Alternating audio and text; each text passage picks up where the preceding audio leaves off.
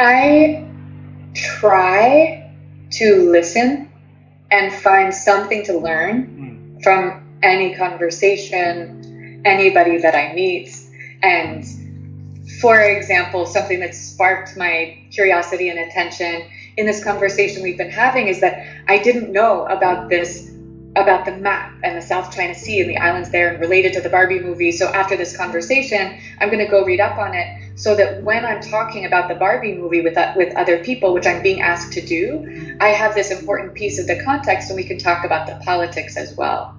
So, and that's not the only thing that I've learned, but that's just an example. I am so conscious of every single person having so much that I could learn from them, and I'm just looking for those opportunities. So thank you for that.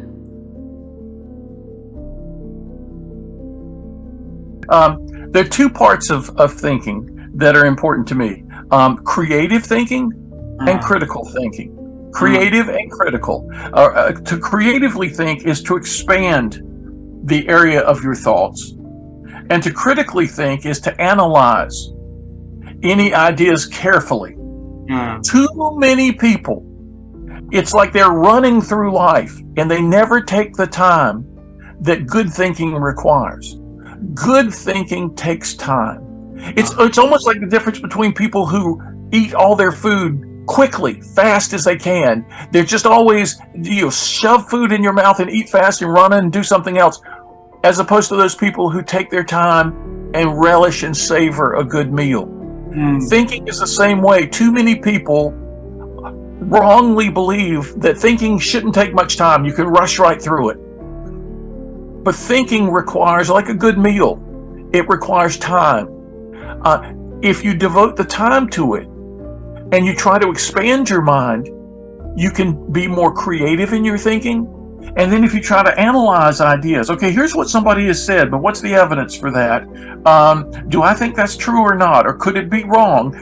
To critically analyze takes time. So I think we devote too much time, at least in my culture right now, we devote too much time to things that don't really matter. And we don't devote enough time to things that do really matter. Socrates once said, we think about and talk about things that hardly matter at all. We don't give enough time to the truly important things. And that was true of his time. It was true of our time. We entertain ourselves to death, right? We think about who's won the football match, who's won the World Cup, who's won and that's all good. That's all fun. We should enjoy things like that, but we should also give ourselves time to think. And that's so important. Then we can be more creative. Then we can be more critical. And people think the word critical is a negative word. It just means looking carefully. Considering carefully ideas before we embrace those ideas. Again, back to embracing and releasing. Critical thinking helps us know which ideas to embrace and which ideas to release.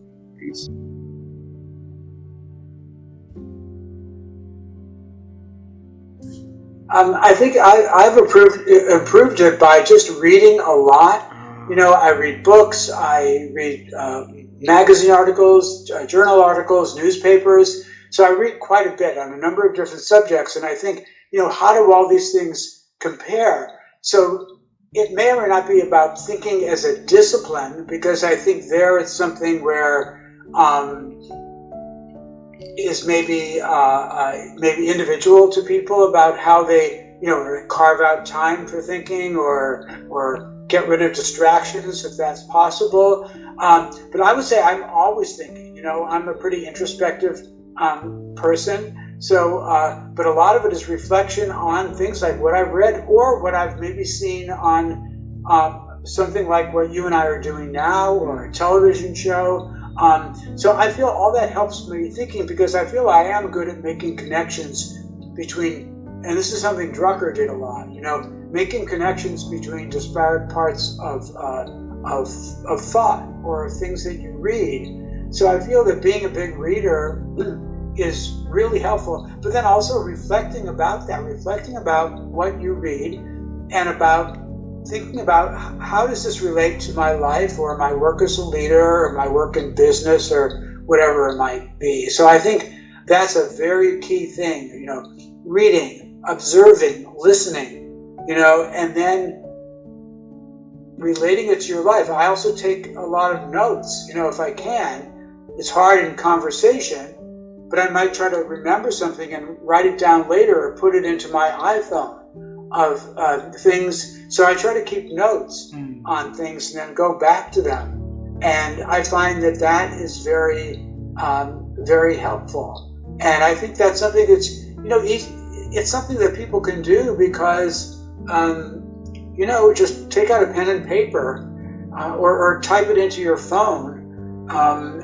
If somebody has said something that you find, kind of really interesting, or you've had an experience that you found quite interesting, or they're watching your show and they could pause it, or maybe if they're listening to the recording, and pause it and write down something. So I would really recommend that, and that's something that worked for me that I think probably has worked for lots of other people as well.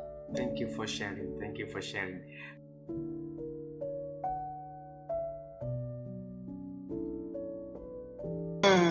So I've been expanding my thinking through a lot of ways, but most recently, a big step forward for me was writing the book, because it forced me to research. I really I considered this book as an exploration. And by the way, I think this is probably the core of everything, is this curiosity mindset. If you are able to stay curious and stimulate your own curiosity for things, that's where you keep on thinking and learning. So for me, this book was a process of exploration, and it was amazing. It was really wonderful to dive into every, all rabbit holes. I really went into them and explored so many thinkers and books, articles, etc. So it was wonderful. On a more regular, in more regular times, when I don't have to write a book, I have so many tabs open on my computer, and I read articles. I don't watch TV at all. So I save time for. There's a lot of things from social media networks, social media, articles, posts, blog posts. But writing is a great way, really. Yeah? When I don't write a book, I write blog posts, and they are a really important ways to connect ideas, to put ideas on paper, rather than have ideas just go across your brain and then leave. Trying to capture that and organize thoughts is really a good way to build on the new thinking. Wow, wonderful.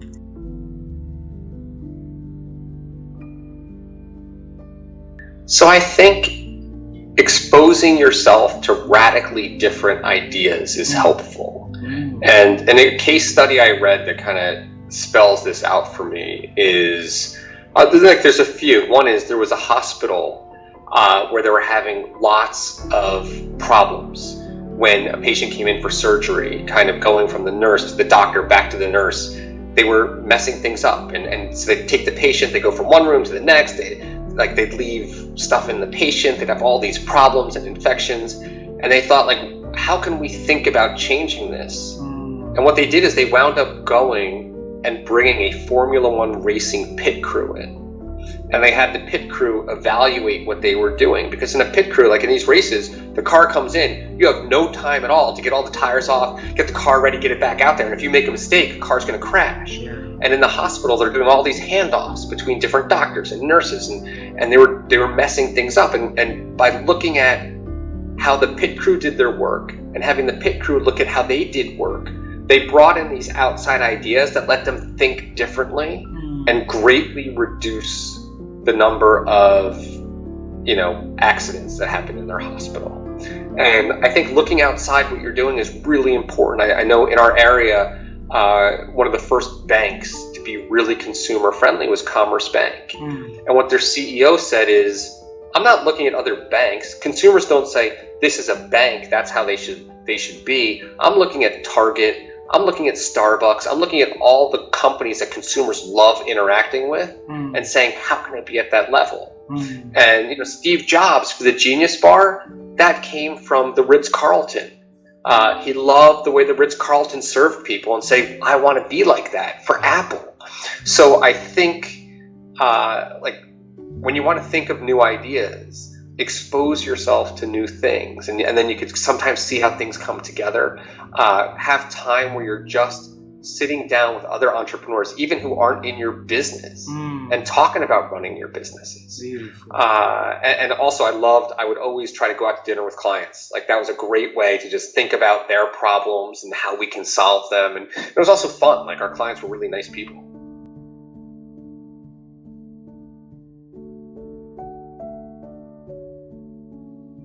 I think one of the biggest things for me is to overcome those same F's, right? We all have them. Me too. And to not wait for it to fit in a way. So for me, I'll start with expanding my own abilities around this and then more broadly. But, you know, for me, in the same way that I would ask other people to do, is to sort of think of this as a compass, not a map. And, you know, I think when we follow a map, we're not thinking. When we're using a compass and we're like, this gives us a sense of where we are and where we could go, and it orients us, but we make the decisions. I think that's when we're like actually making our own thoughts. So, like, for example, I don't have to ask all these questions all the time. I could just ask one or the other. You know, that's helpful to me right now. So to push myself in any moment to own my own, you know, mental compass, and look for opportunities to just ask one or more of these questions and open up my mind, because I don't find that, you know, this is my personal improvement time, you know, like setting that aside. That doesn't work in the world of anything, right? Being a professional parent, and we don't, you know, it doesn't happen until it happens, right? Until you really carve out that time. So I think the most important thing for me is to see it as not another what that I have to do, but a how I do everything I do. Is to whatever I'm doing, you know, whether if I'm just sitting down to design my next workshop, you know, how can I see more of like what's happening with the people I'm designing for? How can I like use this? I always, whenever I'm doing a workshop, always try to partner with one or two new people that I've never worked with before. Like, hey, I'm doing this workshop, you know, I'm really interested in what you do. Will you do it with me? So that, like, I'm working right now with someone who's focused, two people on a workshop for South by Southwest. One focuses social emotional learning, and the other one is about visual thinking. And so as we're creating this together, you know, I've pulled more people, right? I've involved new people, and so I'm gaining really interesting, learning really interesting observations, principles, ideas from them about how they help people solve problems, right? That's how this is stretched. Is the reason I'm able to learn about all these different things is because I just let these people into my life that stretch me, and they think differently, and so it's really fun to mash up with them, and then to just, you know, to make it always fit, like to realize that that's the single most important thing I can do. To just, yeah. Beautiful. To ask these questions a lot. Yeah. Well, I think that I'm always interested in the news. So I'm always reading newspapers, credible sources. I'm a guard. Yeah, credible sources. But within that, I would say that critically thinking is absolutely important. Asking myself, so when I find something interesting or challenging, I will ask, who's written that? What may have been their motivation? What might have been their bias? What might this be trying to make me think? So not just absorbing that. So I'd say that reading as much as I can, but critically thinking about the motives of the author is really important as well. Never trying to be too easily influenced one way or another, believing that the truth is always somewhere in the middle, in the grey, even with some of the most extreme voices in the media and in the public eye. I will always try to think generously about what may be their truth, and not try to dismiss too readily even what might seem like the most extreme views. Always trying to maintain a level of balance, I think keeps me sane as well as helps me think better.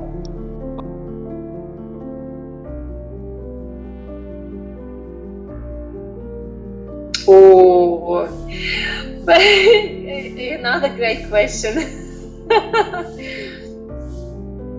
You know, what I learned for myself is listen to your heart. Listen to your heart, because where your heart is, that's where your truth is. Because our mind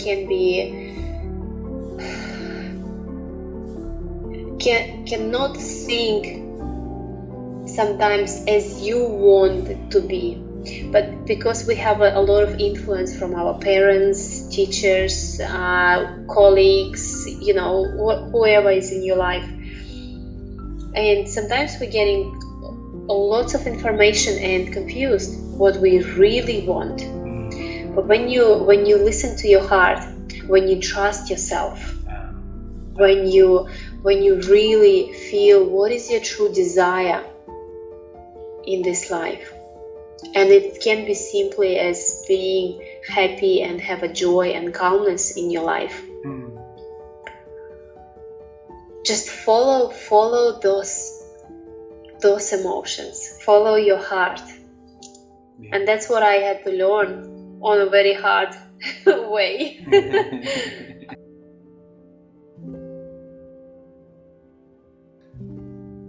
There's always somebody who knows more than you do.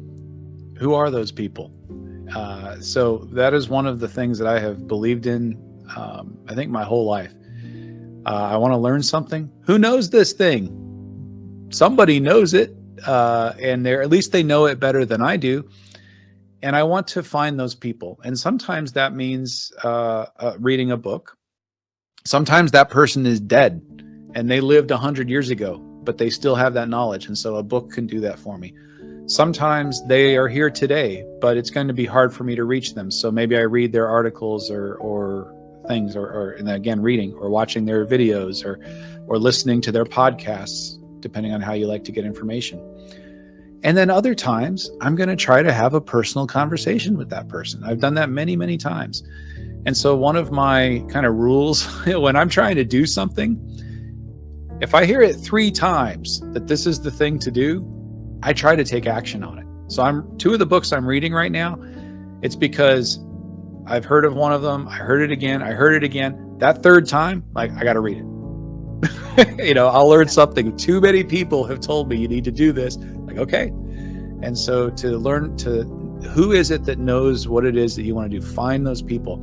And if you truly exhaust that and there isn't anybody who knows, okay, now you're in a place of creativity and invention, and that's a good place to do. So is there anybody with anything similar that you can learn? There's always somebody who knows. If there isn't, now it's time to be creative. Now it's time for innovation and creating new ways. And so there's still something you can learn from other people who are good at innovation and creativity. And so as you are needing to do that, you can also learn, okay, what are the kinds of questions they ask? So there's always somebody to be learning from. And that's the way that I approach that. I read a lot. I don't think I read as much as I realize how much I read when I'm in a conversation with someone and I have ideas exploding in my head, or I'll say something like, you really should read Lisa Feldman Barrett's 7.5. Let me see if I can see. It's too far away. I was going to hold the book up for you. But if you just look her up. So I think reading is essential. I think having 2 qualities are very essential. One is empathy. So when you encounter people that are different from you, you can't learn anything from them if you reject them because they're different. You won't learn a thing.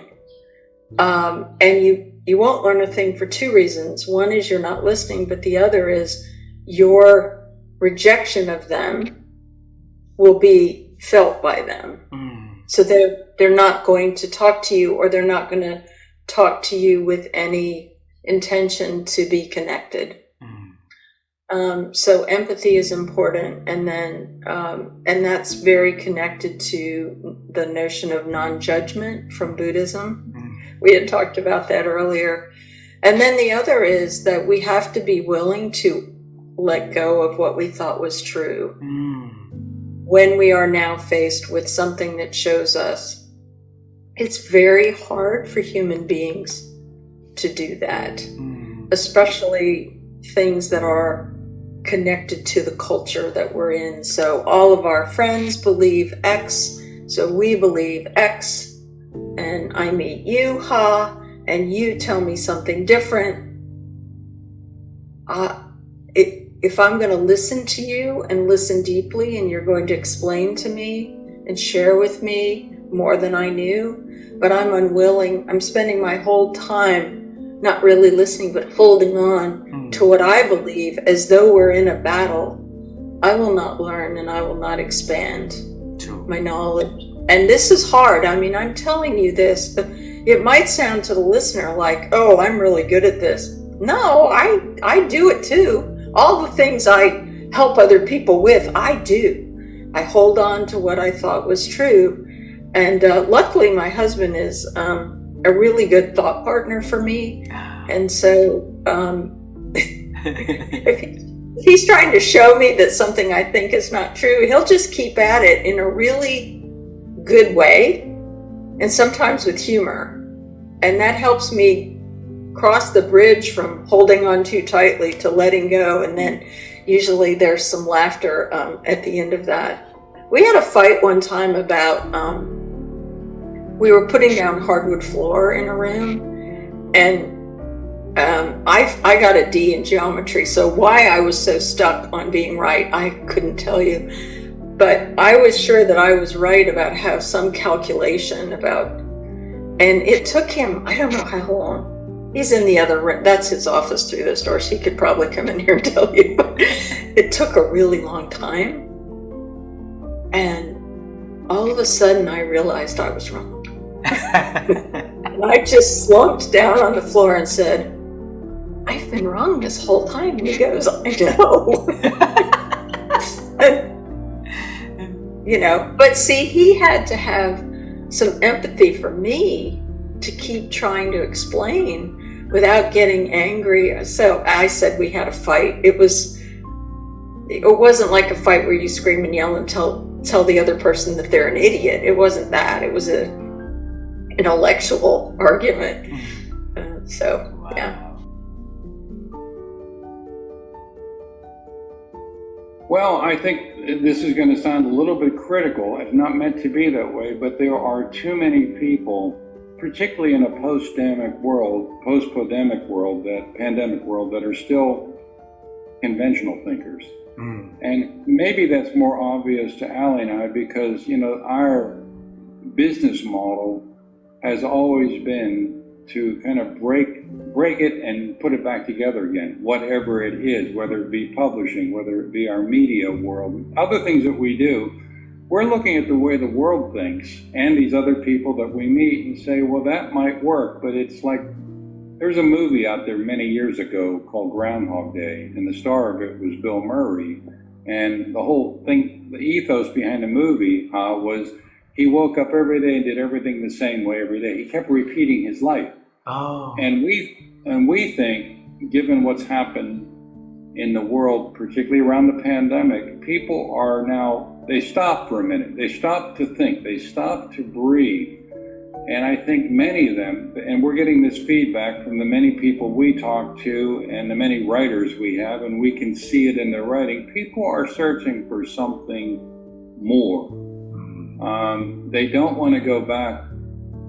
many of them are very comfortable in their conventional mindset, going back to what they were doing. But there's also this large group of people, they're looking for something more. They may not know what it is yet, but they don't want to go back to being I'll call it their robotic selves. Well, I'm going to go back to our model, which is, there isn't a business model. Well, what I've been doing, my wife and I do this together. We've been taking morning walks now for 17 years. Every morning we go out for about an hour or two, 3 to 5 miles, depending on what the weather is. And we talk about what's going on in the world. We talk about what's going on in the world that we control, which would be 360 Nation, our website and everything we do. And we look at the way things are happening and we say, boy, maybe we can reinvent that for the good of people. I think that the most frequent way is reading. The more you read, the more you start to ask yourself important, provocative questions like, is this true? How do I know it's true? What other conclusion could I come to besides the conclusion this author is trying to lead me to? What's fact and what's opinion? Just as you read, it improves your thinking process. A second way, other than just reading, I think, is to go to very smart people and ask them questions about what you intend to do, your plan. I wrote a blog once on thinking, how to think better, and one of the points in that was to pretend that you have a board of directors. You may literally have a board of directors to go to, but if you're an entrepreneur and you don't have or you're just starting out and you don't have this group of people, imagine you did. Imagine you were on a board of directors. When somebody would present an idea to you, what would you ask them? What would you ask them about their financing? What would you ask them about their staff? What would you want to know about their plans in the future? What would you want to know about their marketing? If you would think like an advisor and think like you're a person, if you're starting a new project or product or service, what would a board of directors ask me? And then prepare yourself. That helps you to think through any kind of project, any kind of plan that you want to do, even if it's financial planning for your family or planning how to build character into your kids. That thought process comes from reading in many subject areas and applying maybe in different ways, but it also comes from your ability to listen to good advice and listen to feedback and apply it in your situation. You know, I wrote a book back in 2016 called Transformational Thinking, the first step toward individual and organizational greatness. Along with that, I did a workbook, and here's the workbook. This is what the workbook looks like, right? You can find both of them on Amazon, right? Okay. And to think differently, you got to challenge all assumptions. So there are no what we call sacred cows. You look at everything and you examine it as if it's new. For instance, you know, in the background there's a guitar. You examine it and say, well, you know, I know it's a guitar now, but what could I do with it to make it something totally different? How could I repurpose it and it have even greater use? So I got to challenge the existence of the guitar, right? It's like I mentioned Uber. I'm challenging the existence of the taxi business, right?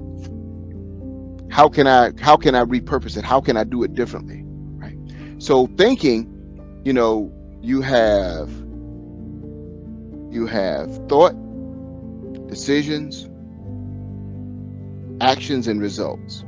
In order to change the result, the bottom line, you got to change your thought process.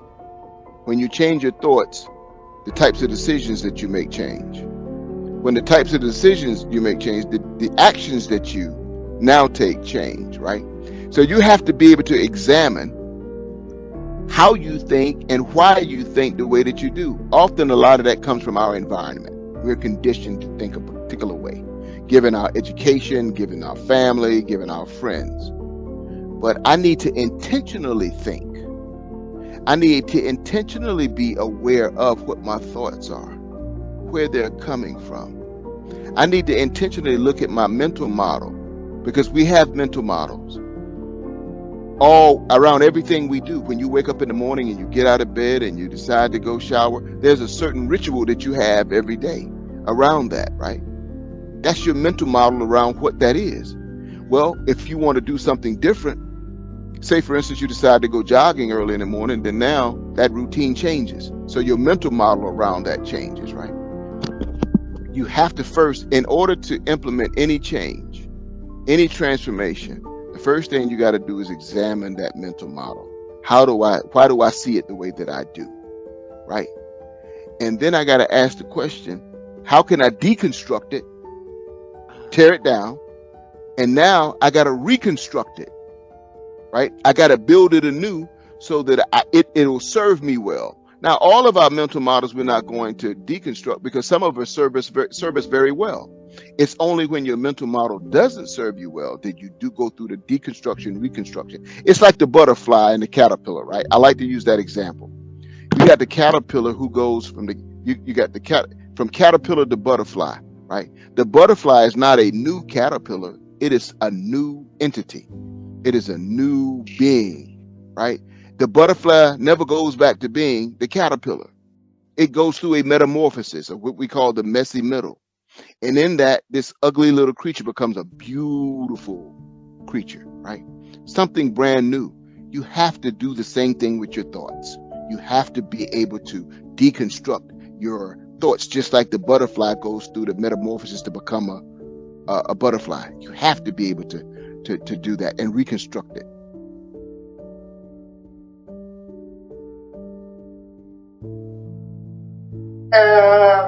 Three ways: read to think, write to think, and network to think. So first of all, you need to read, which does not mean one book per week, but at least, let's say, 2 books per year at least. So you need to nurture your thinking with novel ideas, also outside your field of expertise. So but just by reading, you definitely can absorb novel ideas and approaches. The second, as I was saying, is writing. So when I was at Harvard Business School as a young case writer and research assistant, I experimented firsthand the power of writing. So put down in writing your thoughts and how powerful this can be in refining your thinking and spotting, let's say, overlooked items, asking yourself new questions. And the third point is about networking. So don't close yourself in a silos. Exchange as much as possible, converse as much as possible with others. We tend to say that we don't have time to read, to write, and to network. Well, maybe it's time to make the time for reading, for writing, and for networking. Beautiful, thank you. Read, write, and networking, right?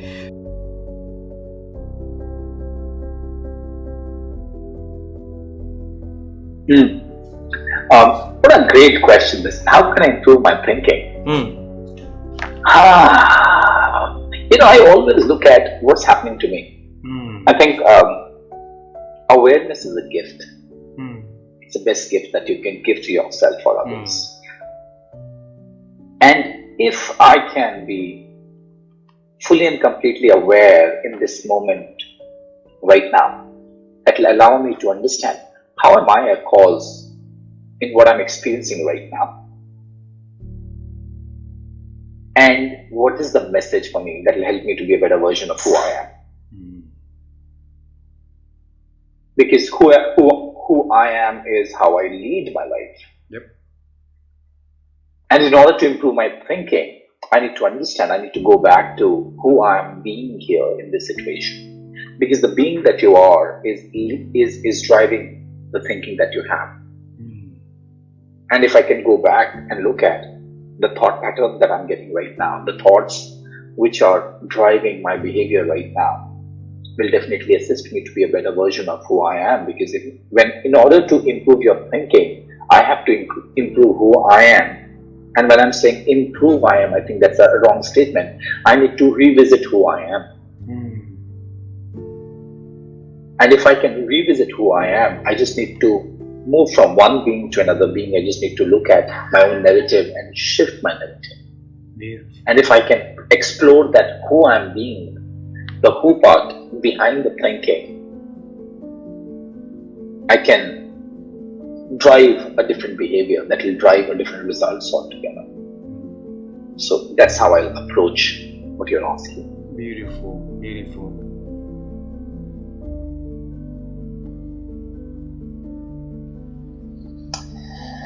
You know, there's many ways that I continue to grow my thinking. So first and foremost, I'm a lifelong learner. If I could go back to school today, I would. And study, you know, lots of things that I'm so curious about. So I think the primary way that I grow my thinking is to continue to be learning and reading and talking with people and asking questions. And, you know, I'm so fortunate to be part of a couple of professional groups that allow me to do that with some amazing colleagues. You know, one of those is the Marshall Goldsmith 100 Coaches, which is where, you know, I get to learn and share and grow and evolve with, you know, the amazing, you know, counterparts in that organization. Another is the Recognized Expert Group that Dory Clark founded. Yeah. You know, I have some amazing colleagues there who, you know, we, you know, get to talk about and learn from and share, you know, on a variety of topics, not just leadership. And I think that brings me to my second point, which is, you know, the more that I can continue to learn and grow my knowledge in different areas, the more it helps me think differently about leadership and continue to inform my thinking so that it gives me a different way to look at it. You know, so I continue to, for example, I continue to learn ballroom dance, and I continue to compete in ballroom dance, which gives me another way of, you know, looking at leadership, right? I continue to travel so that I'm continually exposed to new things and different things, and I'm looking at what I know as normal through a different lens, which gives me a way to think about it. And I think, you know, just surrounding myself with people who challenge me with amazing questions like you just asked, also help me grow and continue to push that thinking. And that is, you know, as hopefully a thought leader in this space of leadership going forward, that is what I hope to still bring to this space, you know, a different way to think about this and a different way for people to think about their actions and their behaviors and their beliefs and how those are shaped to create how they show up in the world. Beautiful. I love reading. I love reading about history and historical figures who have done remarkable things. My wife and I went to live in Rome for 3 months this past year, last spring, and I just loved reading and then visiting all these historical sites where these great orators, these great soldiers, great engineers building aqueducts and roads and sanitation and so on. I find reading history inspiring. I'm reading a book about Thomas Edison right now, who had 1,100 patents and thousands of inventions. And I love the book on Leonardo da Vinci, or some of the artists like Donatello or Botticelli or Michelangelo, or I find the Renaissance period particularly fascinating.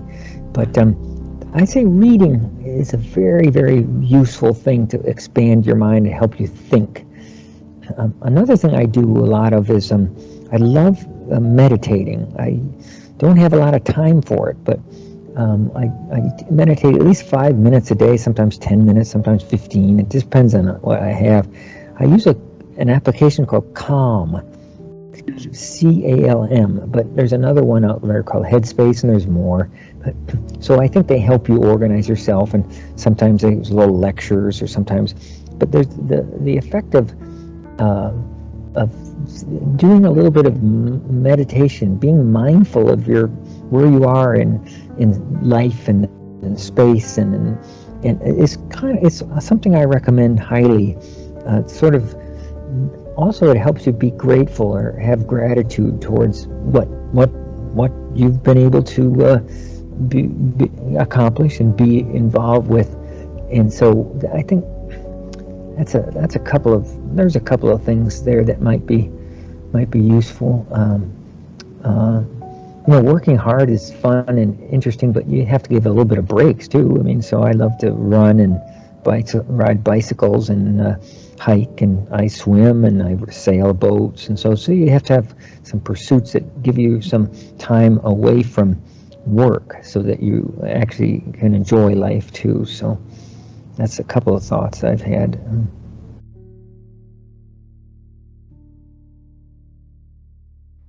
Yeah, no, so basically, one of the things that I do is that I love to read.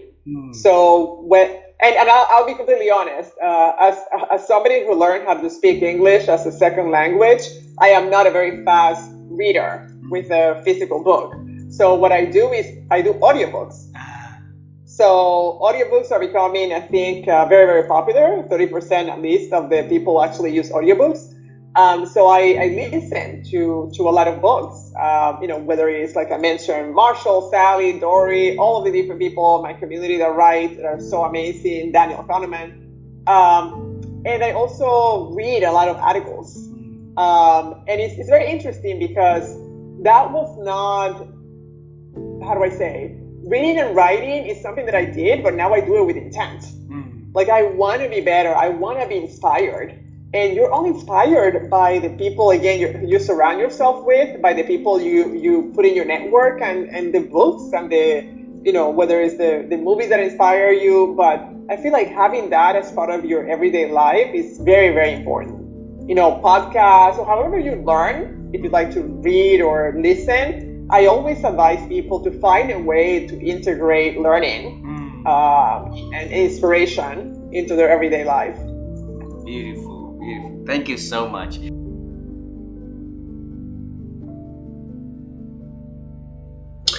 It's a great question. I definitely speak less than many people do, and I speak more slowly than most people do. And in doing so, I try to be deliberate with my words. When I was on active duty, I used to tell people around me that words mean things. So you had to be precise in your language, and in the military, there is a precision to each word and term has a specific meaning. But I think that in order to be thoughtful, you need to be informing yourself through a variety of means. I was not a great reader as a young adult. I've eased into reading, and now I read and consume books at a pretty high rate. That hasn't always been the case. I was just looking at my number because I talked to some other colleagues about this, and we're in mid-December. I've read over 30 books this year. This is in addition to my academic reading that was required of the PhD. So these are business books that I've read. Now, I've been told that the most successful executives acknowledge reading at least part of as many as 60 books per year. Obviously, that's over a book a week. The average American does not read one book in a year. Yeah. So it's a skill that has to be developed. I don't say that it automatically translates to being more thoughtful, but you can't help but learn from others if you consciously try to take in more information. I was not a big podcast person until a couple of years ago. I knew they were out there, but I didn't really know how to find what might appeal to me, and I've only in the last few years become more attuned to what podcasts can offer as a delivery vehicle of new information. And as I take these things in, a podcast or a book, I'm not trying to consume the entire thing and get every message. I think that's unreasonable. But if you can get just a few things out of each book, you're better for it, and you'll apply it in some way. Might be subconscious application, but it will become part of your growing expertise. Wonderful.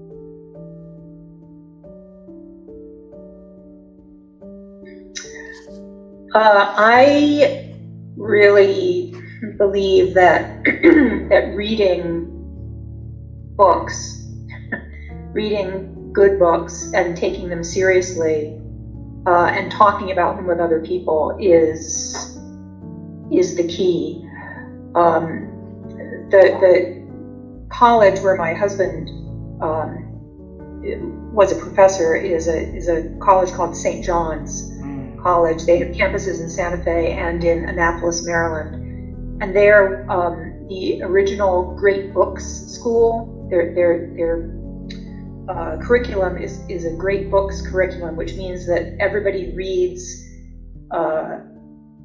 actual books, not textbooks, but you start with the Greeks, you start with Homer, and you move on through the Greeks to the Romans to through the Middle Ages, and reading Thomas Aquinas, and then the Enlightenment, and on. And it's all the undergraduate program is all Western thinkers, obviously, but the key is that you are reading actual books. There's no lecture, and the teaching style is all seminar style. So everybody's reading a book together, and it's led by the professors or tutors, and they lead the dialogue about the book. And I sound like I'm giving an advertisement for St. John's, but really I'm advocating for the reading of great texts, and talking about them with like-minded people as a way to improve not only our ability to think, but our ability to think together. Together. Wow. In collaboration with other people. Beautiful.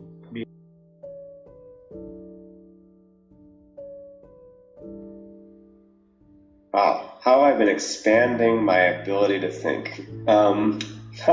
That's such a big question, and I feel pressured to answer it in a big and lofty way, and that's not disappointing.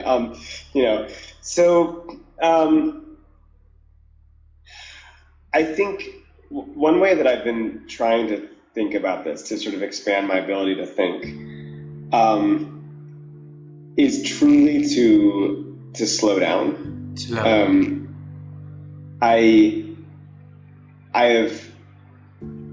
This is really advice that's come from one of my favorite collaborators, Cassie Holmes, and it's work that other people have talked about as well. But making time for deep thinking, versus sort of fast thinking, if you will.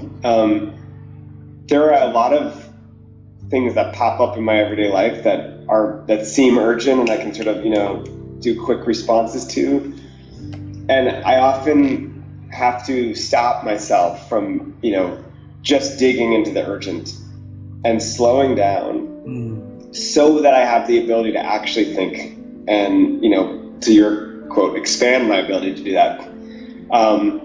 And it's hard. It's really hard because I feel like when you get to a certain point in life, it's like I've got little kids and I've got my work and family, and there's so many different things going on that it's easy to kind of do like a little bit here and there, a little bit there, and and I have to keep reminding myself to sort of slow down and try to just focus on one thing, because that results in deeper, more expansive thinking, if you will. Beautiful, beautiful. I would say that the thought that has helped me grow the most is realizing that if I have the mindset and believe something can happen, whether it be specific to a conflict, like this conflict is going to be resolved. even when I don't know the path to get there. The believing it helps me to see and have that vision and perception. The other piece, so the believing I'm going to fix and resolve this even when I have no idea how to do it, will get me there. That determination. Second is, I would say, I'm trying to think of what would be the most important, because of course I have quite a few. I still think that's the most important one, the believe that it will happen. And I think awareness of perspective. And I call it like change your view, where many of us will say, I might say to someone, we need to like look at that objectively. And some will go, well, I am looking at it objectively, which is very difficult to do because we're all subjective people. We bring our experiences. But finding ways to be more objective has helped me see things in broader perspectives and figure out where to focus when I need to focus. And I kind of do it like put myself in the balcony, so to speak. It's figurative, but physically, like thinking of yourself in the balcony and looking at all the things that are in front of you and seeing that broader perspective and then focusing. Because a lot of times we focus too much where, I'll have someone come and go, I can't work with that person. And they're so focused on that one bad conversation. And then I'll just say, well, you've been working with them for 25 years, broadening. So let's talk about, what has gone well and what changed. So it's that broadening and the broad perspective and the focus and figuring out how to balance that and use both are key. Beautiful.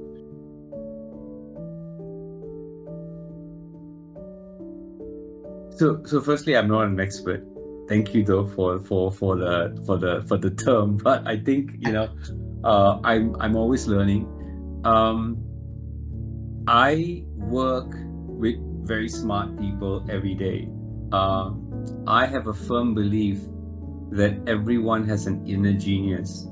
I think you have an inner genius. I have an inner genius. I think a lot of people around me have an inner genius, and an inner genius is something that's unique to her. And I am always on a path to want to discover what your genius is, because if I can understand what your genius is, I can then partner with you to do some amazing things going forward. Because I'm very clear, I don't know everything, and I'm not the smartest guy in the room. But I'm very clear, I think there are a lot of other people out there who are incredibly bright, and I'm trying to either unlock that for them, or I'm trying to discover it so that I can learn from them.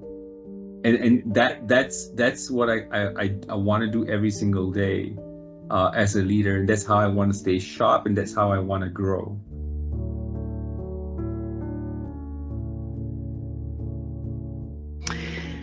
It is diminishing, isn't it? I feel like the more social media we have, the more we almost use that to numb and not think. And I notice when I do that too, and that's not helpful.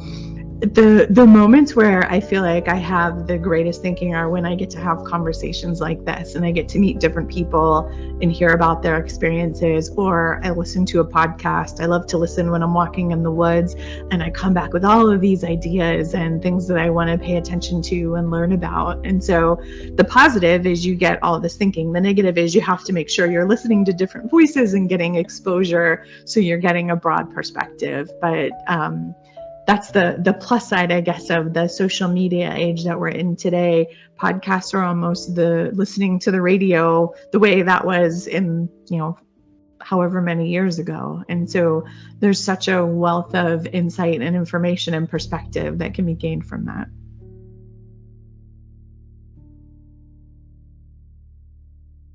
Yeah, for me, it's just the ability to ask questions.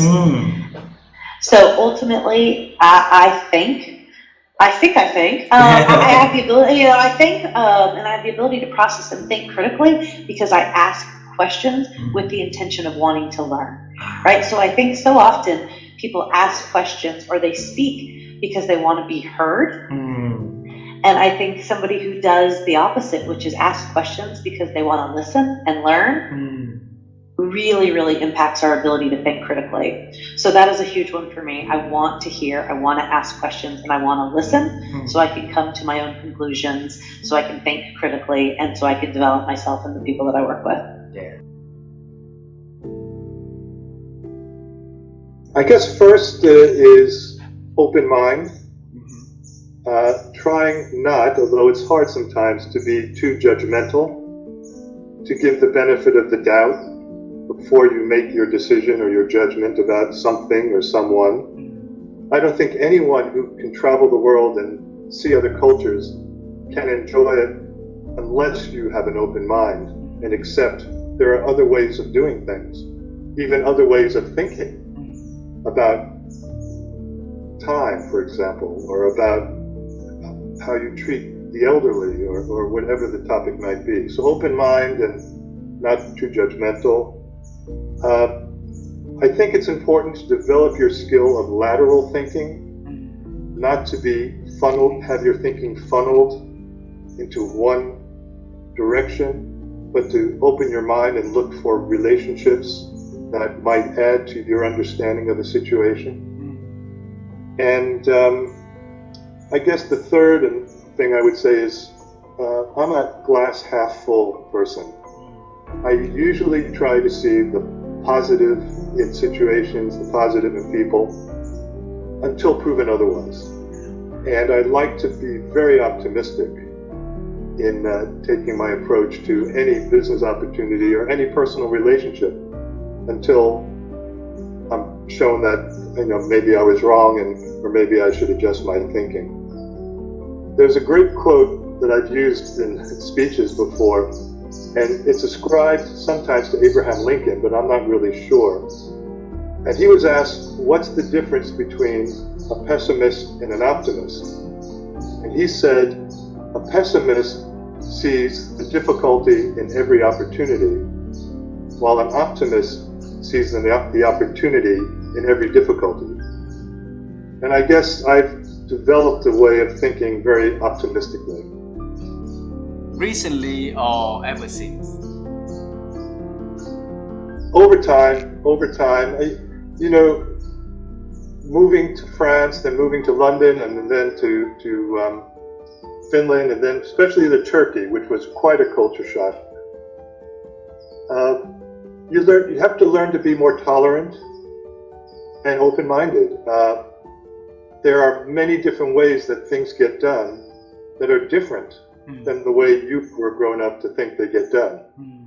And you can fight it, which could be aggravation and anxiety and not lead to great well-being. Or you could learn to understand it. I'm not saying you change your values about what's important in life, but you learn to understand that maybe you need to take different pathways to get the same thing done in a different culture, in a different environment.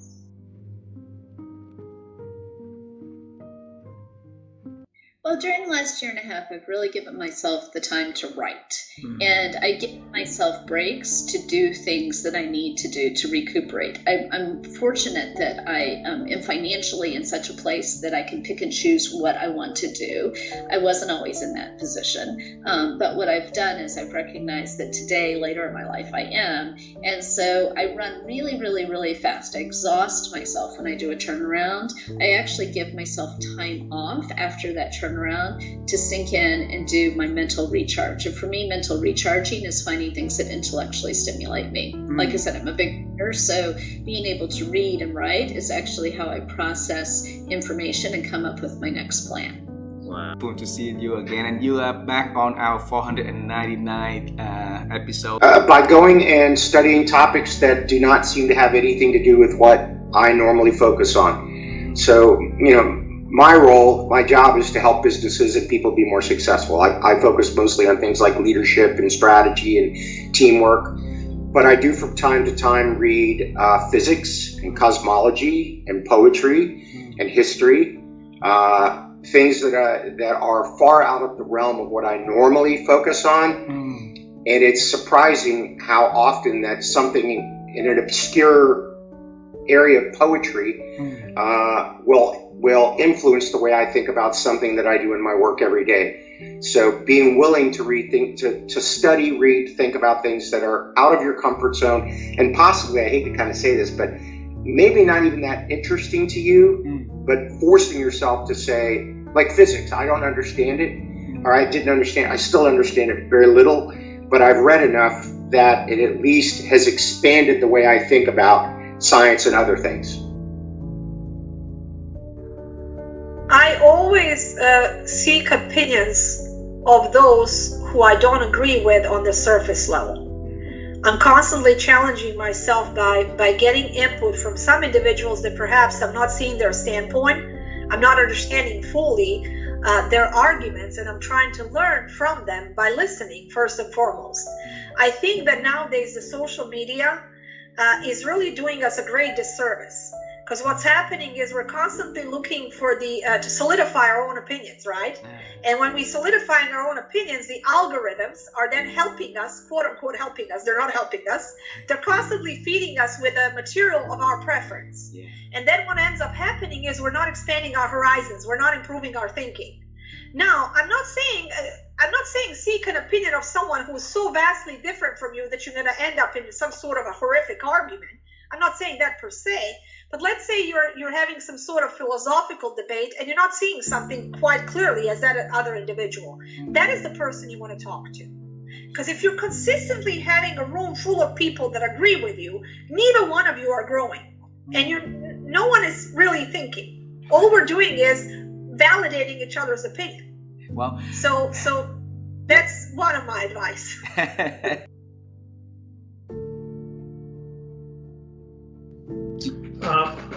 I read at least a book a week and have for probably the last 30 years. Okay. And so curiosity is the answer. What don't I know? What can I learn that will make me more effective? And you start to realize that, after you've read a lot of books, and the placeholder behind you, interestingly, is a whole bunch of books, and you start to pick up themes and ideas that are consistent, and they change you. And one of the things that I've done for the last 30 years is whenever I read a book that's nonfiction. So first of all, I read mostly. I don't really make time to read fiction, although there's nothing wrong with fiction. I just tend to lean into nonfiction. I will write all over my book, and then I will type up notes that I can read later. And so I'll just show you. This is just a small sample of book summaries that I have for every book that I've read over the last 25, 30 years. So what happens is, when I go on an airplane and I'm traveling, I'll take 10 of those with me and just go through them. And it reinforces, you don't remember everything that you read in a book, but I have the notes of what I thought was most important, and it's changed me, and by the way, I take those and I give them to people so that it's not just, because it's a time-intensive thing, but when I give them to other people, particularly people who work for me, I'm influencing them. So it's a benefit for me to say, hey, I read the book, I typed up the notes, would you like them? And people are like, yeah, I don't have to spend all those hours that you did, sure, but now I'm sharing information, and now I'm having a conversation with someone about something that I read, so we're reinforcing it, and they're going, well, what about this? And so curiosity is the answer. Beautiful.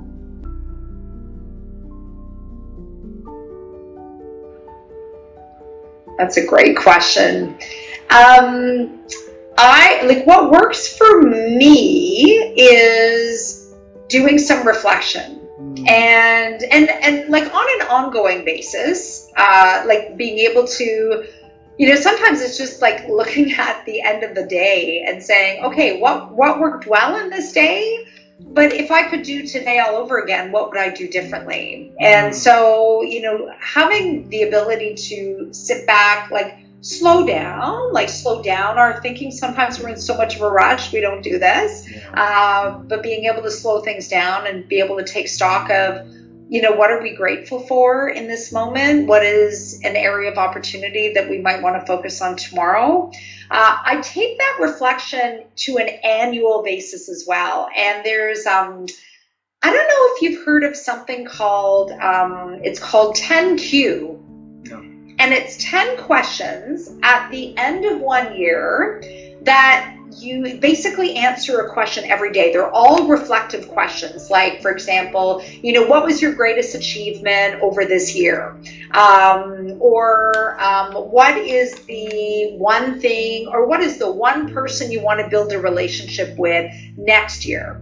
And so it's like reflective, but it forecasts. And what happens is, you get a question every day. It's a different question every day. There's only 10 in the series. And what happens at the end of the 10 questions is your responses are locked in a vault. And then what happens the next year, like a whole year later, the vault is unlocked and you get your answers back. And so you can actually reflect back and you can see, okay, was I on track with some of those things? Like the things that I said I would develop over the next 12 months? Did I do those things? Well, why didn't I do those things?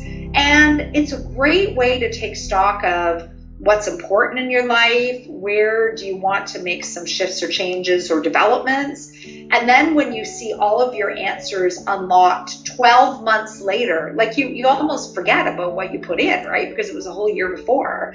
But it just brings to the surface, okay, yeah, here are the areas that I was able to change my thinking on, or I was able to develop. Here are some areas where maybe I'm still stuck. And it is a great way to shine a spotlight on those things, the things that you want to celebrate, but then the things that maybe are so challenging that they require additional attention. So I would say that's probably like 2 ways that, I just continue to evolve my own thinking, and certainly conversations with individuals like yourself, where you're learning new things, you're hearing new perspectives, you're receiving new insights. Those are all things that influence how you approach the world, how you show up in this life. And again, those things are not events either. We don't just stop learning. Like, we need to continue evolving our ways of thinking. We need to keep evolving our skills and, developing areas in our life, so that we continue to, feel fulfilled, experience new things. That's what life's all about. Thank you very much. Well, that is something that I actually talk about a lot. I mentioned earlier that I'm not just an introvert, I'm like a devout introvert. I don't want to be anything but an introvert. I like the situation that I'm in now. When I need to go do a keynote or a book tour or whatever, I can rise to that occasion. So some people would say I'm a situational introvert. But I found out very early in my life, probably as a teenager, that I get my energy from quiet reflection. That some people get energized by being around people or listening to podcasts or whatever triggers them, whatever inspires them. Even though I've traveled all over the world and I have 5 kids and 5 grandkids and I love them dearly, I am better off even now to walk in the outfield of a baseball field just by myself. Or we live up in the mountains in Colorado, I can walk out my back door and there's acres and acres and acres of land I can walk out of. And I have 5 acres here we can walk around. And me and my 2 dogs can just go for a nice, quiet walk that allows for or enables quiet reflection. And that's where I go, you know what, I could have done that better. Or I could have learned more from that experience. Or I should have handled that conversation differently. In that moment, I wasn't treating people with respect. I was frustrated. I was upset. I didn't treat them with respect that I talk about all the time. What would I do differently? And there are other times, I'll be honest with you, where I go, you know what? I was too nice. Guy was a jerk. And you don't get to be a jerk and work for us. You just don't, right? So I'm not saying it's all this reflection isn't all for me. It's my team and for my companies and for my baseball teams. Yes, I learn a lot from it, but from my reflection moments, I need to find a way to help other people learn too. I need to learn how to be a better mentor for them, so they can better grow professionally and personally. And that's if I didn't do anything else in the rest of my life besides mentor professionals and coach youth baseball players, I'd be a happy man.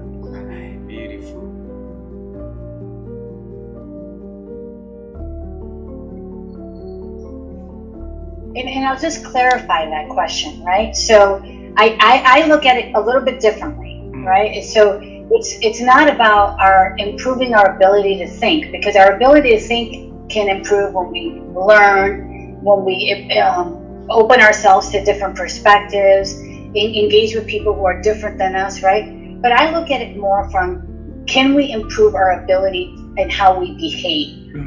Right? So when we have a thought, we may not be able to stop our thinking. We may not be able to improve our thought. We may not be able to change each other's thoughts or behavior, or thoughts or the way that people think. But how am I changing or helping people change their behavior? And so that we can do. We can help give people guardrails and boundaries and different ways of thinking about things so they change their behavior. And as people change their behavior, their thoughts also change, right? So if you think about like a bad habit, you have a bad habit. Let's say, for example, you eat a lot when you're stressed out, right? I do that. Sometimes when I'm stressing out, I have a tendency to overeat, right? So I know that bad habit of mine. And so what I do is when I know that I'm feeling stressed out, I have to be aware that my automatic reaction, because of the way that my thoughts are in my brain work, is go eat. It's going to be, I can't stop that thought. It just comes there, right? So I can't change the way that my brain thinks that way. But what I can do is improve my habits, my reaction to that thought. So when I know that I'm stressed out, what am I going to do? Instead of going and eating 20 chocolate chip cookies, which would be what I would love to do, I'll go do 20 minutes on the treadmill. Right? So I've had to replace that bad habit with a behavior, a more positive behavior.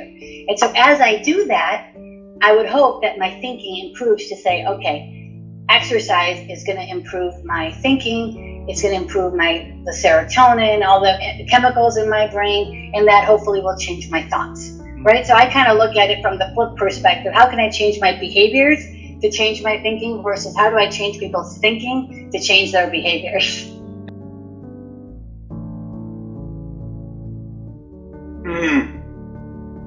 Love that question. Love it. It's not always easy to practice what one preaches. It's quite difficult sometimes, and I think we are hypocrites ourselves as humans. And I've been on a lifelong quest to understand why humans are hypocritical, including myself. But one of the things I do, there's several things I do actually. I have almost a morning routine that I read actually, and I'm not advocating for these people in any way, but they've helped me in my quest. But Trice Pritchard's U Squared is a concept where it talks about how do you position yourself for exponential growth, quantum leap, right? And it's kind of a book and a philosophy that really helps me ground me and keep me focused and believe in my capabilities. So I kind of read some of the material from that individual's work. Which person? I'm a huge, I'll show, I don't know if you can see on my screen, but this. I can see, you too. U Squared. If you put that into Google, you'll find that out very, very easily. And it's a high velocity formula for multiplying your personal effectiveness in quantum leaps. I read it, it's one page per chapter, and I read it really as a way to nourish me, to think of this as the foundation, the scaffolding that helps me do what I do. And so that philosophy really helps me. Another thing that I do, and I'm a real proponent of Pema Chodron, who's a Buddhist monk, and she writes about, she's got a lot of different books about embracing ambiguity, about being comfortable in uncomfortable situations, and sometimes that helps me at a spiritual level to keep me focused on this path. And then I'm an advocate of Bob Proctor, and a lot of the work around Bob Proctor and thinking into results, and that again, those three different sources help me on my journey as part of a daily ritual. And the other thing I do, Ha, is I'm always looking at where my blind spots are, and I use a tool called the Johari window, and I can send you in the show notes or whatever makes sense. But the Johari window, I teach this to leadership teams across the world, and if I don't use it myself, I'm a bit of a hypocrite, right? So I use it to understand and try to understand, where am I not paying attention to? What feedback am I getting that I need to address and that I don't want to address, that I'm scared to address? Why am I scared to address it? And then I go deeper and I ask myself some discovery questions. So I'm always looking at where I can improve, where I can enhance my capabilities. And I don't mean just more accolades and more qualifications. I mean self-improvement. And so for me, becoming aware of some of those triggers that I have and some of those things that hold me back. I sometimes look in the mirror and I Mel Robbins, I don't know if you know Mel Robbins' work, but just high five yourself in the mirror, right? Yep. Show yourself that you love yourself. These are real things. Anyone listening to this when it comes out will know me. If they know me, they know exactly what I'm talking about, because I talk to them so much about it, because I'm real and I'm accountable for being real, and I'm a fired human at the end of the day, right? So they're the things that I leverage in my world, actually, that strengthens my ability to do this stuff and take this further out into the world. Beautiful.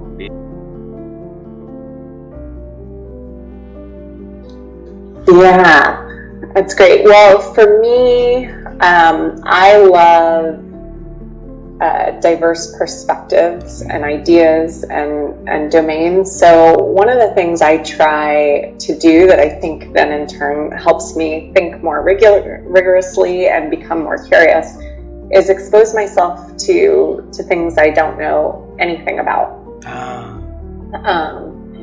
And that was why actually consulting was really a good fit for me, because you have to become an expert in whatever the client wants or needs at any given moment. But for example, like I love to get newsletters where there's like sections on like random interesting things. So we have a Slack channel at work called Readful, where like people will just post things and whatever they're reading, and it's such a diverse group of employees, and they're all over the world, that there's things I would never stumble into myself. But what I find is that, again, like introducing myself to those new ideas, I start to see patterns. I start to like challenge assumptions underlying like the way that I was taught about something. Like one thing I've been doing, I had a sabbatical in August, and I went to Greece for that month, and I decided to just like read a lot of Buddhism and things like that, because I'm so steeped on a day-to-day basis in Western culture, and I just was like, I want to challenge some of my core principles about like what is a good life, what is happiness, what is and I think that just like constantly introducing new ideas to force you to really think about your thinking and about your knowledge base, and like it allows you to get more rigorous about it. Beautiful. Thanks a lot for sharing that.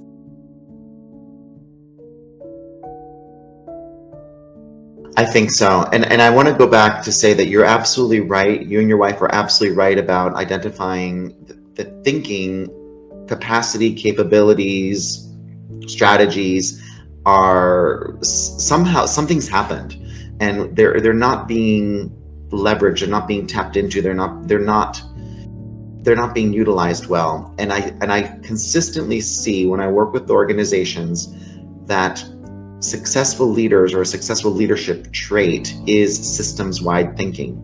Not just thinking about your own department or your own company or your own sliver of whatever, but it's how does this work in this entire system? What's going on outside the system that's impacting it? So that's and critical thinking along with those lines too. So there's critical thinking that needs to happen, and some people are just about all the positive things that are going to happen, and some people are just preparing for all the negative things that are going to happen, and some people are just too busy collecting information about everything that they don't then move to a decision and action. So it's how do we balance all this stuff? How do we make it all fit together and work together in an integrated worldview that will help us to better understand the world and show up better in the world, so that we know that we are not missing out on anything, and that we're basically being inclusive. It's really about inclusivity of all the diverse different energies and powers and styles that exist, so that we can always show up at our best and be the best person that we can be.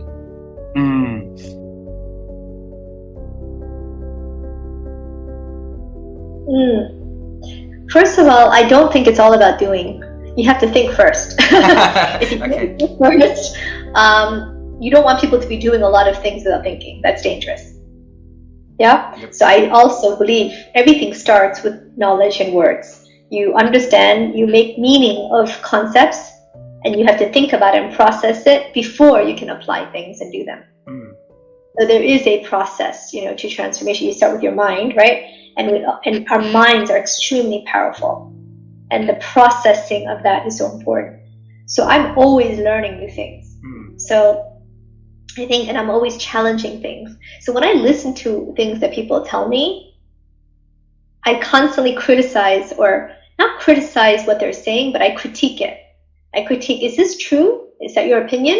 Is that fact? And then I will research to find out if what they're saying is validated by other information. So I'm constantly critically analyzing the barrage of information that we're getting every single day. Fake news. I don't take all the news of what people say as fact. Absolutely not. In fact, I assume it's probably biased. All the things that are happening in politics, in the world, I assume that the truth is somewhere in between the extreme left, the extreme right view, and both are sharing, like they're looking at the elephant from their perspective, but they don't see the full elephant, So I really strive to look to see as many perspectives as I can to see the elephant. And I think none of us can see the full elephant, right? From all perspectives, right? Because some of us are seeing it from the back and we only see the tail. Some of us see it from the front and only see the trunk. And both are not wrong, because from their perspective, there's a trunk and a tail.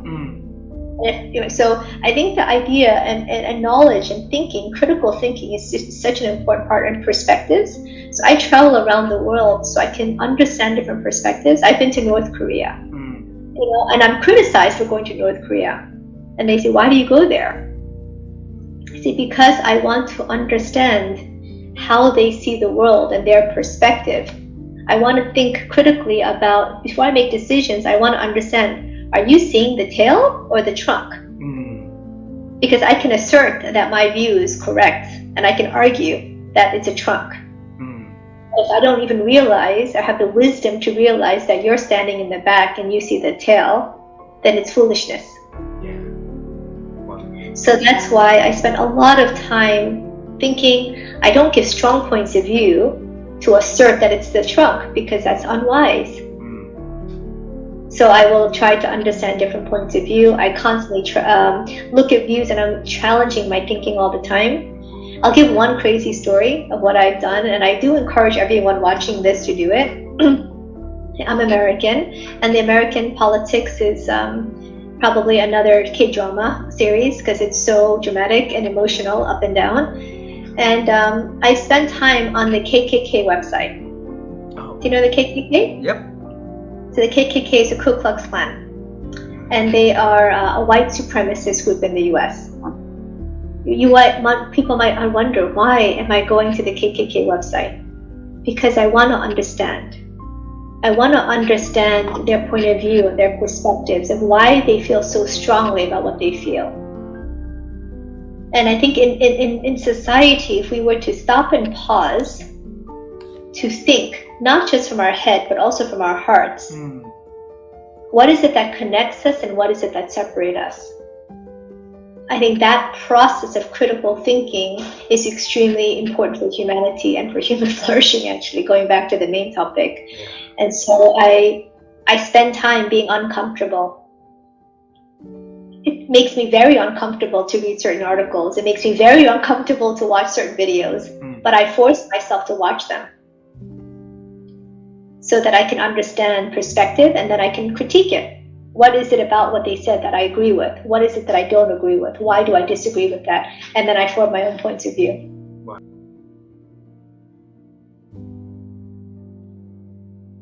There's a basic truth, I believe, inside of all of us individually. And it isn't about, truth versus lies or something. It's about, as I think it was Shakespeare said, to thine own self be true. And there is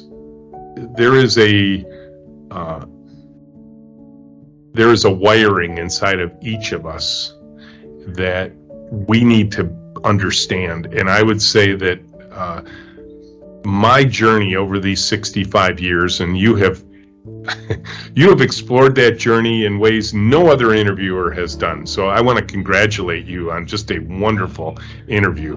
You have gotten me to tell stories that no one's ever asked me to tell before, all in one episode. So I am going to treasure this interview, okay? Wow. Because and I want to share this with people, my family even, because this will give them deep insights into who I am as a person. But along the way, what I learned is that life, and particularly entrepreneurial life, is a journey of self-discovery. It is a journey to self.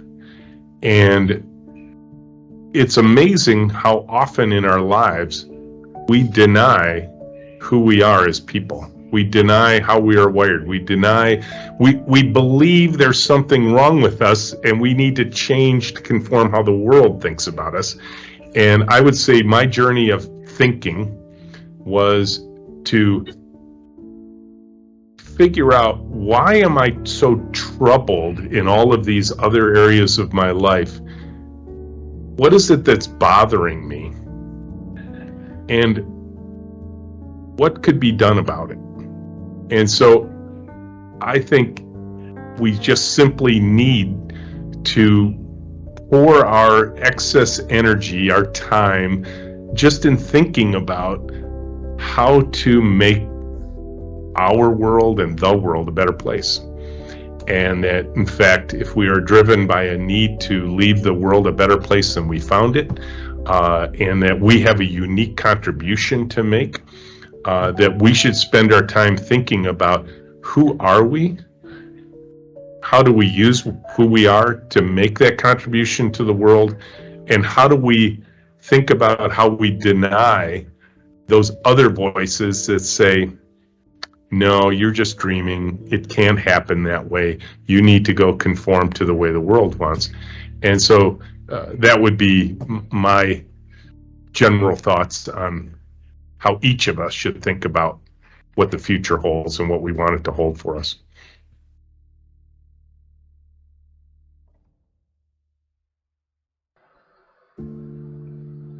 My ability to think is influenced by conversations I have with people. So I have been fortunate to have several good mentors and trusted advisors, and so I think constantly looking who's in that orbit, who do I see that's inspiring, that is making a not just a positive impact, but a profound impact in different areas. And so I would say my thinking is very much influenced by the conversations I have with them, and then probably my insatiable curiosity. So I try to read everything I can get my hands on. And so and trying new things. I'm playing around with AI, like how does that work? What, just experimenting. What can I do? And that's kind of a popular thing, reading as many articles as I can. What's that impact going to have on the way we work and how people create and innovate? And so I would say my thinking is really influenced by constantly pursuing more thinking with people. It's that curiosity. It's with people, and it's with finding something that I find interesting and trying to do a deep dive on. All right, well, what are the other sides to this story? Not just the headlines. Wow. I'm going to try it myself. So. Wow.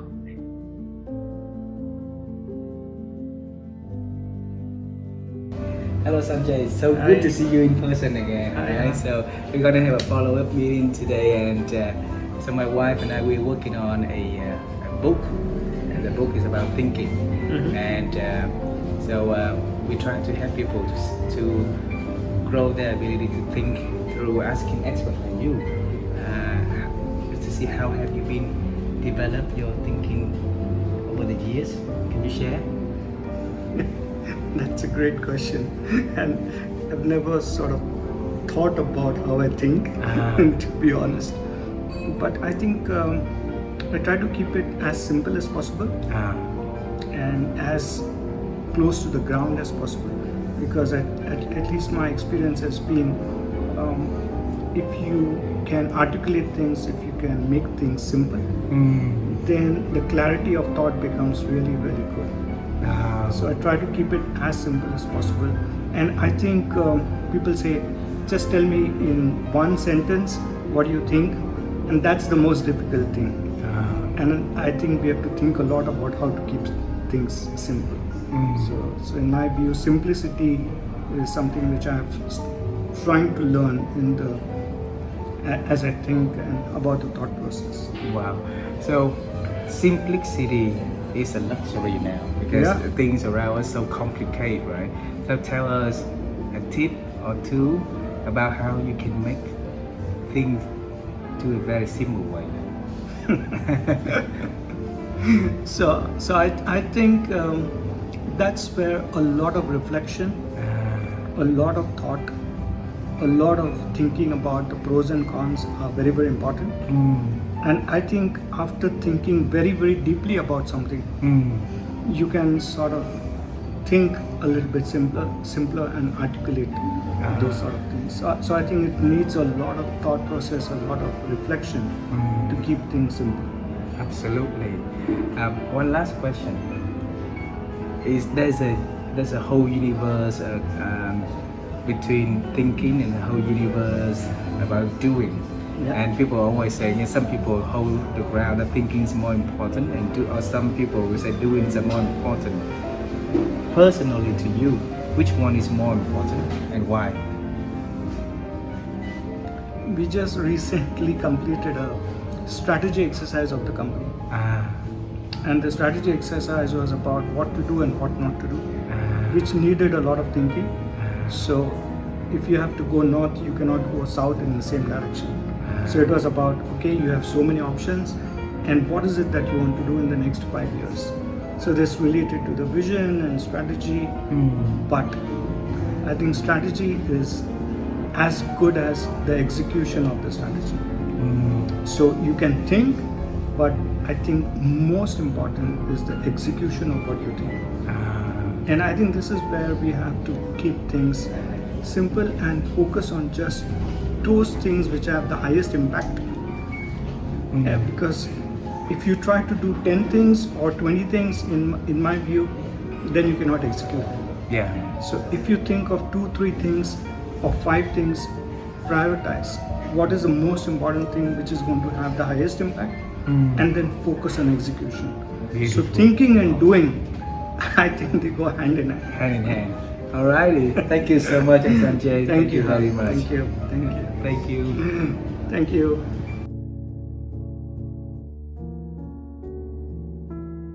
Yeah, I'll share something that is probably atypical. I mean, you're going to get a lot of expertise around, how to think better and all that. The one thing I would ask you to think about in terms of expanding your thinking is put a question to yourself in a very positive, not in like a heavy way, but in a positive way. Like, you know, how if before you go to bed, ask yourself, how might I do whatever I'm trying to do?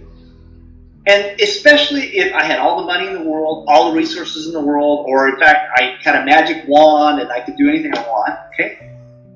And then, well, two things. The time before you sleep, sometimes you have a great imagination. And you'll be surprised that sometimes when you sleep, you come up with ideas and solutions. Put a notepad by your bed and write them down when you wake up. Like, hey, I came up with this interesting new solution or this new business idea. And, you know, sometimes, oh God, these are really stupid. But sometimes you'll come up with some of your best, craziest, funnest ideas during both the time before you fall asleep and when you wake, when you dream. And write them down when you wake up. Beautiful.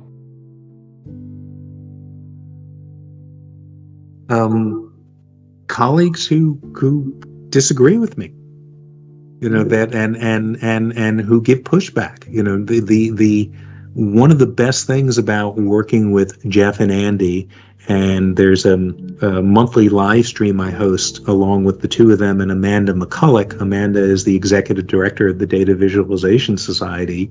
Is we don't agree on everything, and but we will debate these things and say, well, here's why I feel differently about this, and force me to reconsider and go, you know what? That's a really valid point. I hadn't considered that before. So the growth comes from keeping an open mind and just kind of recognizing when being closed to these things have harmed me. That I think I was much less flexible and more, what's the word that I'm looking for? Intractable 10 years ago, 12 years ago. And I thought I had all the answers, and no, I don't. You know, so you want good colleagues who will give you pushback, and you want people to find the flaws. You want people to find the errors. There's a really good quote at the end of the book, Mistakes Were Made But Not By Me. I'm sorry I can't remember who the authors are, but it's going to take too long. I almost know certainly where the book is right behind me and can probably find the quote, but essentially it is saying, you know, the people who point out your flaws or the things, they're your most their greatest benefactors. They're helping you grow. They're helping you get better.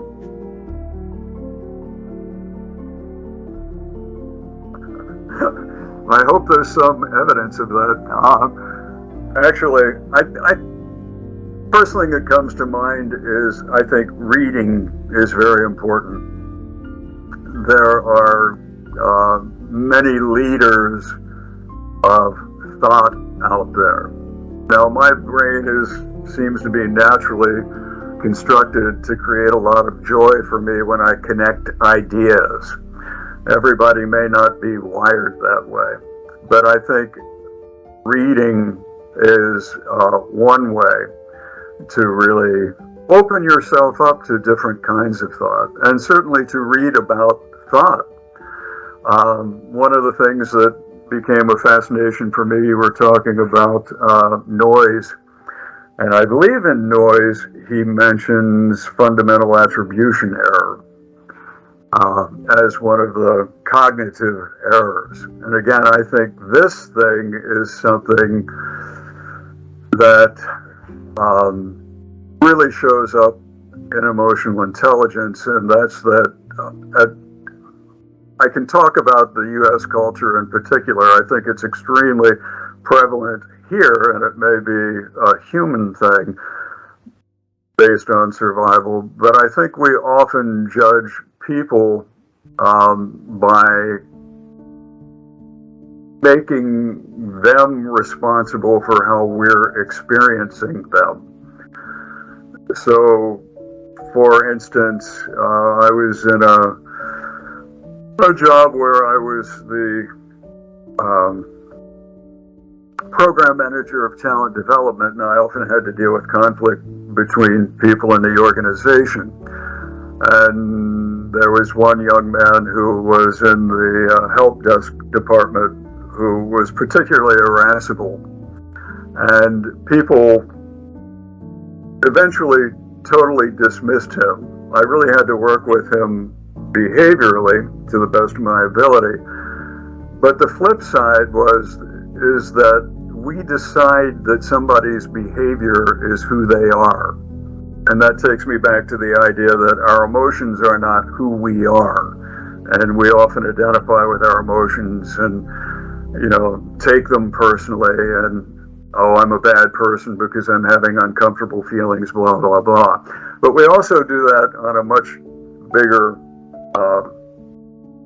stage. And we will look at people and decide that it's a character flaw instead of a product of circumstances if they're expressing themselves in a way that we're not comfortable with.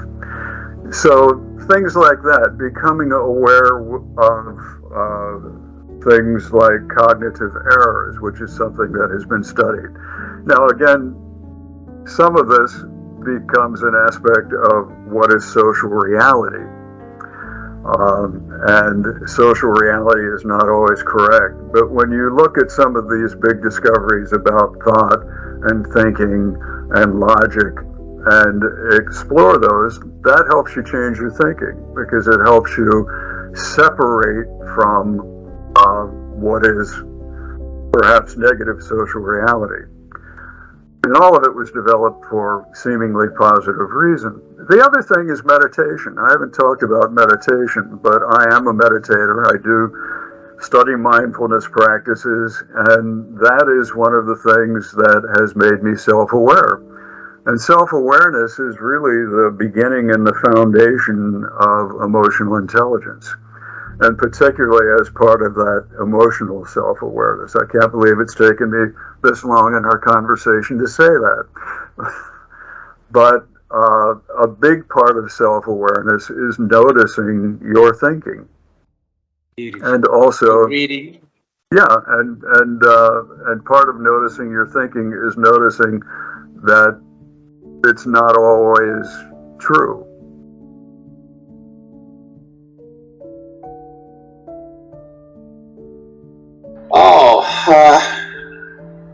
Reading would be one. I mean, you never stop reading it. I'm a bit slower now. Oh, look, when I actually became self-employed, I made a conscious decision then that if I was going to be self-employed where I didn't have the support of a system, I was going to have to do something to position myself differently in the world. So over the next years, I spent money going to the IMD in Switzerland, Institute of Management Development in Switzerland. I went to Wharton Business School for a week. I did a whole range of what you'd call strategic professional development interventions. I went to MIT in Boston to study entrepreneurship, and they were, if you like, centre points. The Institute of Company Directors in Australia to a lesser extent, but there's a program in Australia called, and I think it's global, called the Hoffman Quadrinity, which is if you like, a human potential spiritual development process. So I did 10 days there. So I've strategically invested in interventions to shape my core, if you like. Not to mention being married to a woman who can shake it, but is just by looking at me and saying, where did you get that idea from? Sally's been a great source of inspiration for me because of her genuine happiness. I just look, how did you get to be like that? I'm kind of chunking out stuff all the time, and Sally's just happy. Why do you need this, So I've strategic. I've worked hard at it, I have to say. I've worked hard to And, you know, I mean, I do community. I was national president of the professional body in training in Australia, and I got heavily involved in that. I did a lot of what you'd call community pro bono work. I worked for a congregation of religious people for 10 years on a day a month for nothing. And that shook me to the core in different ways. I got involved in professional sport in Australia, so I was a professional rugby administrator for 10 years and finished up being on the chairman of one of the major rugby teams in Australia and on the board of Australian Rugby. Wow. So they were all kind of what you do to keep yourself on the edge.